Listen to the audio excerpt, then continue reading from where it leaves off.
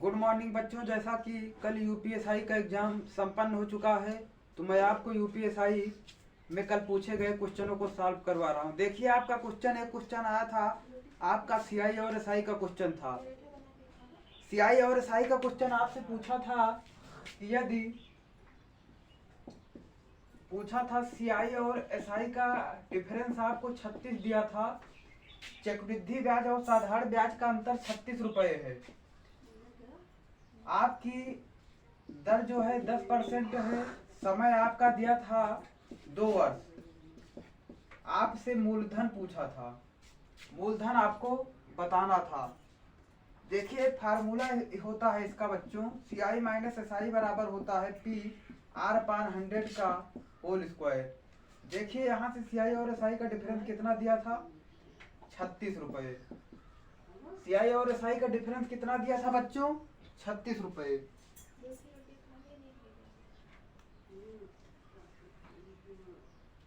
देखिए, सीआई और एसआई का डिफरेंस आपकी यूपीएसआई के कल एग्जाम में क्वेश्चन आया था। सीआई और एसआई का डिफरेंस 36 रुपये दिया था। आपकी दर 10% दी थी। समय आपका 2 वर्ष दिया था। आपको मूलधन निकालना था। देखिए, एक फार्मूला होता है सीआई माइनस एसआई बराबर होता है पी आर अपान 100 का होल स्क्वायर। देखिए, अगर हम इसको बेसिक से करेंगे तो क्वेश्चन ज़्यादा लेंदी हो जाएगा, तो इसको हम सीधा फार्मूला से हल कर लेते हैं। ये इसका शॉर्टकट मेथड है बच्चों। तो डिफरेंस आपका कितना दिया है? 36। पी कितना है नहीं पता है, आर 10 है अपान 100 का होल स्क्वायर। यहाँ से पी कितना आ जाएगा? 36 रुपये आपका निकल के आएगा। कितना आ जाएगा? 36 रुपये निकल के आएगा। यही आपका क्या हो जाएगा? आंसर हो जाएगा, आपका मूलधन हो जाएगा। देखिए, आपका नेक्स्ट क्वेश्चन आया था यूपीएसआई के एग्जाम में।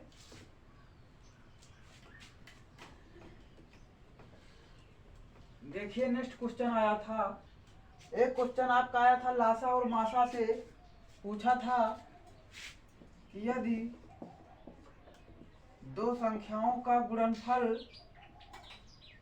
यदि दो संख्याओं का गुणनफल यदि दो संख्याओं का गुणनफल यदि दो संख्याओं का गुणनफल 1244 है, यदि दो संख्याओं का गुणनफल 1244 है तथा उनका लासा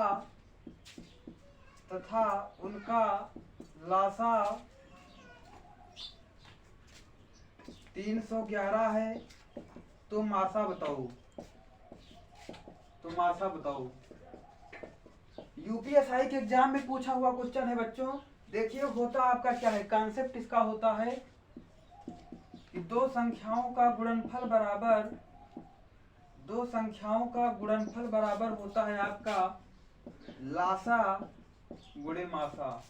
दो संख्याओं का गुणनफल होता है लासा गुणे मासा। दो संख्याओं का गुणनफल कितना है? 1244 दिया है, लासा आपका है 311, तो मासा आपका कितना हो जाएगा? देखिए, 1244 अपान 311 करेंगे, कटाएंगे तो आपका आ जाएगा 4। यही आपका क्या हो जाएगा? मासा। तो आपका मासा कितना हो जाएगा बच्चों? 4 हो जाएगा। देखिए, क्वेश्चन आया था कल यूपीएसआई के एग्जाम में, क्वेश्चन पूछा गया था कि यदि किसी संख्या को 33 सही 1/3% बढ़ा दिया जाता है, यदि किसी संख्या को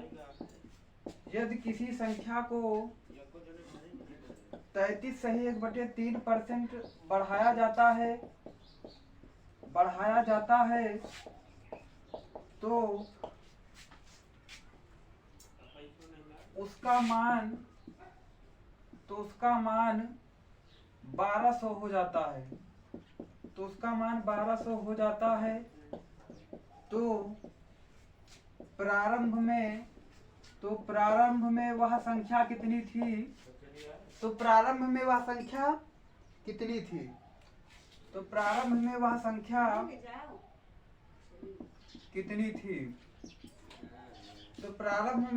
कितनी थी? देखिए बच्चों, अगर किसी संख्या को 33 सही 1/3% बढ़ाया जाता है तो उसका मान 1200 हो जाता है। तो उसका मान कितना हो जाता है? 1200 हो जाता है। तो प्रारंभ में संख्या कितनी थी? देखिए 33 सही 1/3% को हम कितना लिखेंगे? 33 3 या 99, 100 हो जाएगा आपका 100/3 गुणे 1/100, 100 बटे हो जाएगा 300। इसको कटाएंगे तो आपका आ जाएगा 1/3। पहले संख्या 3 पर 1 की वृद्धि हो रही है। पहले संख्या कितनी थी? 3। 33 सही 1/3% की वृद्धि के बाद संख्या कितनी हो गई? 4। तो 4 जब संख्या हो गई तो 4 की वैल्यू कितना दिया है इसमें क्वेश्चन में? 1200। 1 की वैल्यू हो जाएगा 300, तो 3 की वैल्यू हो जाएगा 900। तो प्रारंभ में आपकी संख्या कितनी थी? प्रारंभ में आपकी संख्या थी 900। तो प्रारंभ में संख्या आपकी कितनी थी? प्रारंभ में संख्या आपकी थी 900। प्रारंभ में संख्या आपकी कितनी थी? 900 को थी।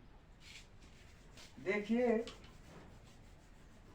एक क्वेश्चन आपसे पूछा था,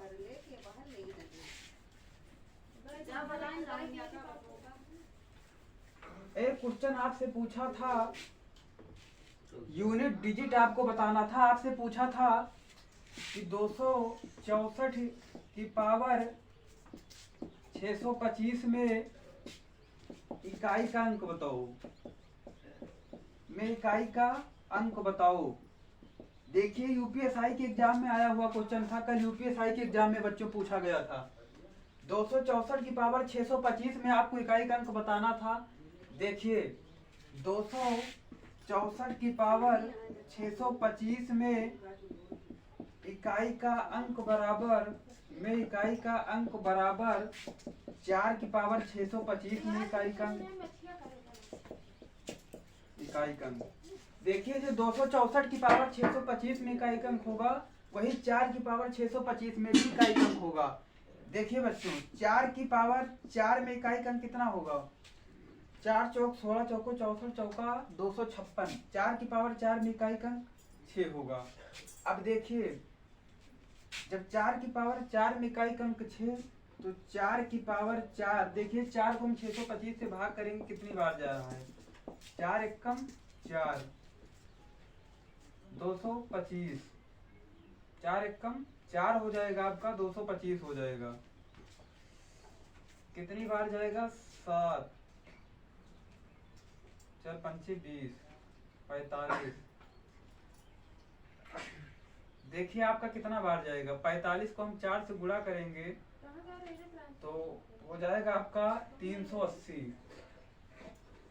4, देखिए 625 को हम 4 से भाग करेंगे तो कितना आ जाएगा? 4 एकम 4, आपका आ जाएगा 2 22, 4 पंचे 20, 4 पंचे 4 एकम 4, 4 पंचे 20, 4 छंग 24, 4 छंग 24, 4 पंचे 20, 2 22, 624 आपका आ गया। देखिए इसको लिख सकते हैं 4 की पावर 625 को हम लिख सकते हैं 4 की पावर 156। यहाँ से हो जाएगा 4 छंग 24, 4 पंचे 20, 2 22, 4 एकम 4, 624 इंटू 4 की पावर 1। देखिए जब 4 की पावर 4 में इकाई का अंक 6 है तो 4 की पावर 156 में भी इकाई का अंक कितना होगा बच्चों? इकाई का अंक कितना हो जाएगा? 6 हो जाएगा। 6 इंटू 4 आपका कितना आ गया? 24। तो इसमें इकाई का अंक कितना आ गया? 4। तो 4 264 की पावर 625 में आपकी इकाई का अंक कितना निकल के आया? 4। सबसे पहले क्या करेंगे? 264 की पावर 625 में इकाई का अंक बराबर 4 की पावर 625 में इकाई का अंक। 4 की पावर 4 में इकाई का अंक कितना हो जाएगा? 6। तो 4 की पावर 156, 4 छंग 24, 4 पंचे 20, 2 22, 22, 4 कम 624, 4 छंग 24, 4 पंचे 20, 2 22, 624 आ जाएगा। फिर 4 की पावर 624 हो जाएगा यहाँ से, इंटू 4 की पावर 1 हो जाएगा। तो तो यहाँ से 4 की पावर 625 आ जाएगा। 4 की पावर 4 में अगर इकाई अंक 6 है तो 4 की पावर 156 में इकाई अंक भी 6 होगा। 304, तो आपका इकाई अंक कितना आ गया? 4। देखिए आपका नेक्स्ट क्वेश्चन आया था, एक क्वेश्चन आया था,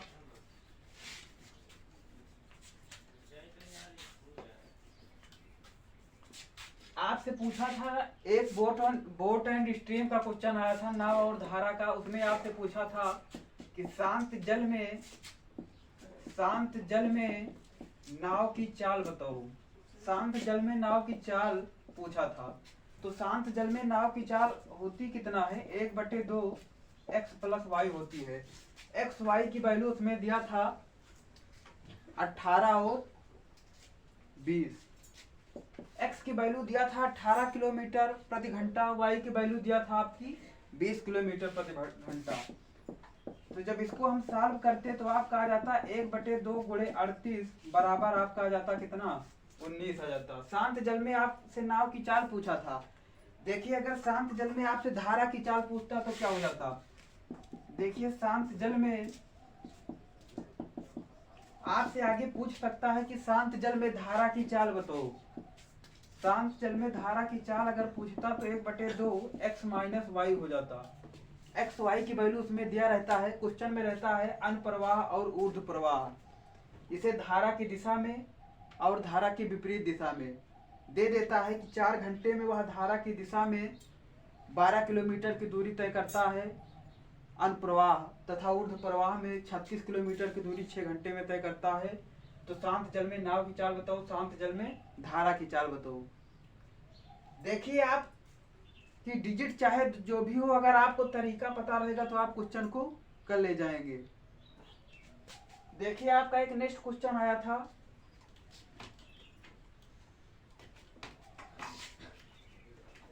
एक क्वेश्चन आपसे पूछा था।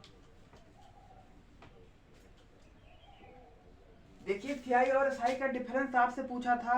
आने वाले शिफ्ट में आपसे पूछ सकता है यूपीएसआई के एग्जाम में कि सीआई और एसआई का अनुपात दे करके आपसे दर पूछ सकता है। तो इसमें कौन सा फार्मूला आप लगाएंगे? इसका एक रिलेशन होता है बच्चों, CI/SI बराबर 1 + R/200। CI/SI बराबर होता है 1 धन दर/200। देखिए क्वेश्चन और आपका आया था, आपका क्वेश्चन पूछा था कि ए 1/4 काम को 20 दिनों में कर रहा है। टाइम एंड वर्क का क्वेश्चन था कि ए 1/4 काम को कर रहा है 20 दिनों में। तो ए टोटल काम को कितने दिनों में करेगा? 80 दिनों में करेगा। दिया था कि बी 3/4 काम को कर रहा है 15 दिनों में। तो पूरा काम कितने दिनों में करेगा? 20 दिनों में। अगर 3/4 काम 15 दिनों में कर रहा है तो पूरा काम 20 दिनों में करेगा। तो दोनों मिलकर काम को कितने दिनों में करेंगे? देखिए तो दोनों टोटल वर्क यूनिट में 80 है। एक दिन का कार्य 1 यूनिट है, बी के एक दिन का कार्य 4 यूनिट है। दोनों ए और बी मिलकर एक दिन में 5 यूनिट कार्य करते हैं। टोटल वर्क आपका 80 यूनिट है। तो 80 यूनिट को ए और बी के द्वारा संपन्न कराना है। तो ए और बी मिलकर कार्य को कितने दिनों में करेंगे? 16 दिन में। अगर ए और बी एक दिन में 5 यूनिट कार्य कर रहे हैं तो टोटल 80 यूनिट कार्य को करने में ए और बी को 16 दिन का समय लगेगा। यूपीएसआई के एग्जाम में आया हुआ क्वेश्चन है बच्चों। चलिए आपसे मिलते हैं नेक्स्ट सेशन में नेक्स्ट क्वेश्चन के साथ।